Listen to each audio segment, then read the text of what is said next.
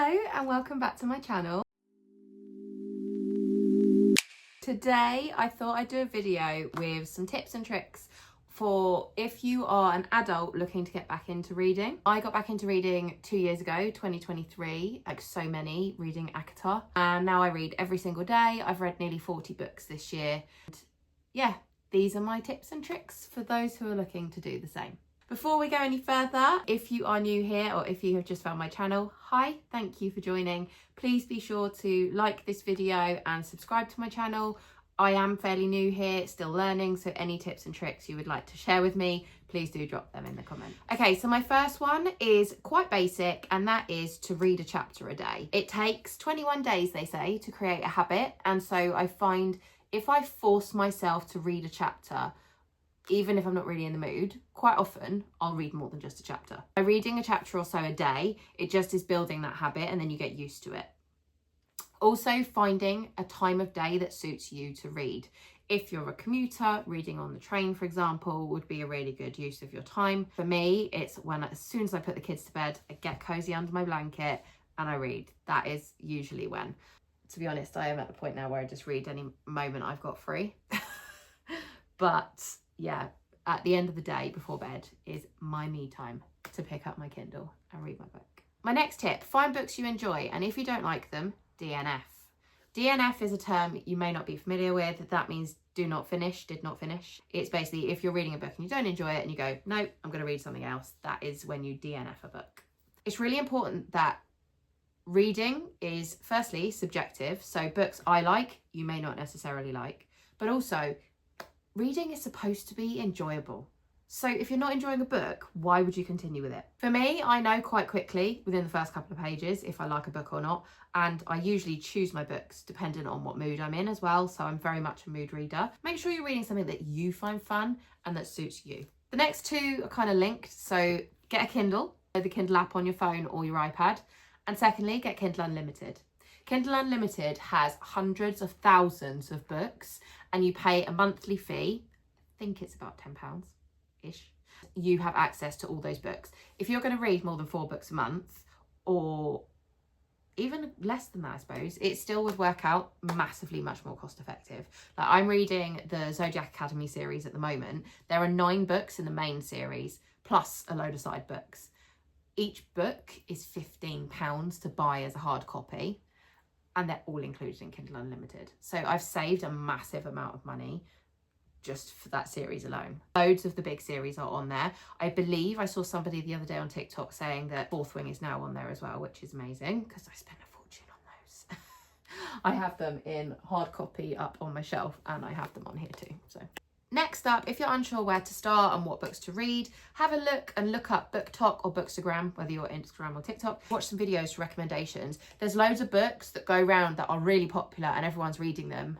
And then when you read them, you understand the hype. So Fourth Wing being one, ACOTAR being another, the Boys of Tommen series, Zodiac Academy, which I'm reading at the moment. I'm reading that based on recommendations and seeing people reading it on my social media. So that's definitely a good place to start to look for recommendations. Lots of the BookTokers and stuff post reading wrap-ups at the end of each month where they do summaries of the books they've read that month.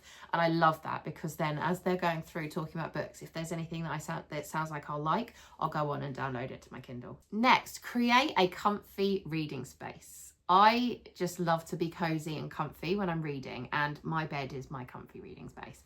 I have got this Sherpa blanket, which is just my favourite at the moment. This is one of many of my collection of blankets. I've got my pug, what's he called? He's a Huggalumps. He is weighted, and he is my cuddly comfort, as well as the real one here, my little chug, Hugo, who keeps me company. I've got candles, I've got I have no idea where it is. I've got one of those clips that connects onto the bed, which can hold my Kindle. And then I've got my page turner. I used to judge people so much for these, but they are amazing. Kindle page turner, you connect it and push the button and it changes the pages. So if you're comfy under the blanket with your hands under like this, you can just push the button. You haven't got to physically tap the screen to change the page. Absolute game changer.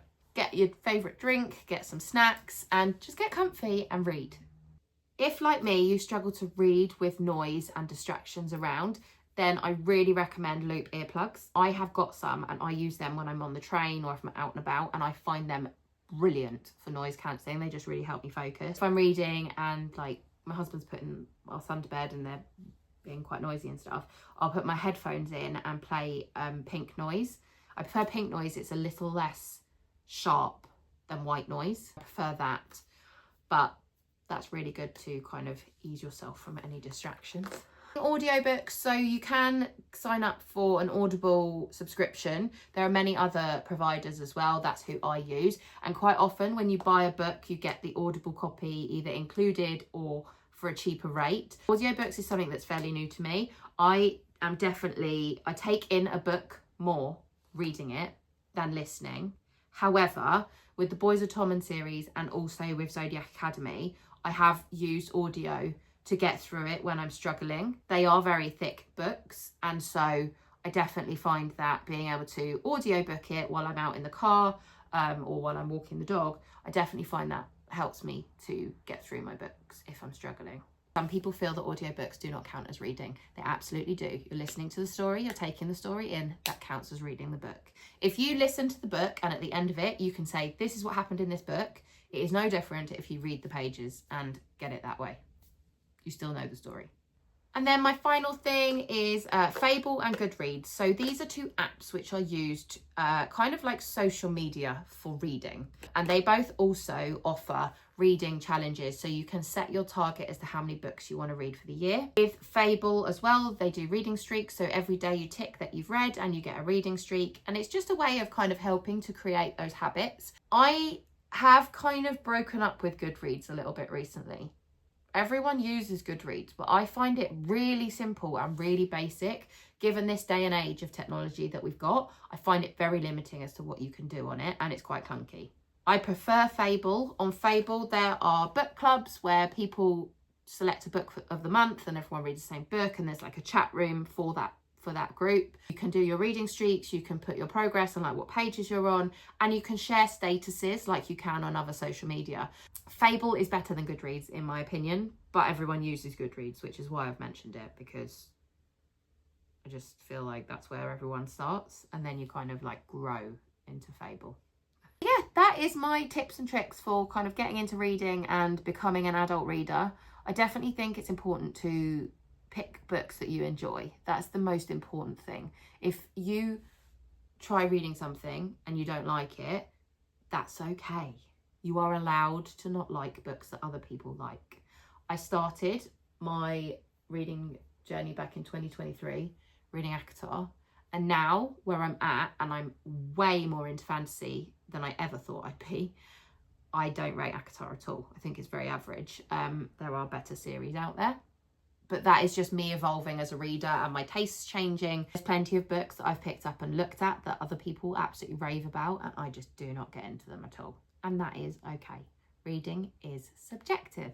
If you've got any other hints and tips that I haven't suggested here that might be useful for other beginner readers, please do drop them in the comments. Let's have a discussion about this stuff. We'll see you in my next video. Anything you want to see, please do let me know and I will do a video. But I'm thinking my next video is going to be a read along. I keep saying I'm going to have a break from Zodiac and reading something else, and then the cliffhanger gets me and I go straight into the next book. However, this book that I'm on is book 7 and is really long, so I am thinking of pausing and reading the latest Elsie Silver book because I'm excited to read it and it's the last one in the series, so I'm thinking of doing a read along with that. So let me know if you'd like to see that and I will see you next time.